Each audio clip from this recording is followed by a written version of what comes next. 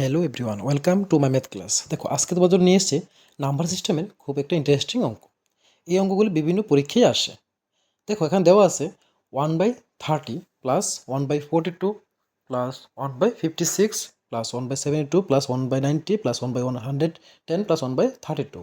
এরকম অঙ্ক থাকলে নিচের ডিজিটগুলি ভাঙাবে। তো 30 ভাঙলে 5 × 6 পাই, 42কে ভাঙালে 6 × 7 এবং 56কে ভাঙালে 7 × 8। এভাবে আমরা প্রত্যেকটা ডিজিটকে ভাঙিয়ে নেব এবং এমনভাবে ভাঙাবো যেন ভাঙালে ইনটু করলে ওই নাম্বারটি আসে এবং মাইনাস করলে যেন ডিফারেন্সটা 1 হয়ে থাকে। দেখো, সবগুলো ভাঙিয়ে নিয়েছে, তো তাদেরকে ইনটু করলে এটাই আসবে এবং মাইনাস করলে 1 আসে।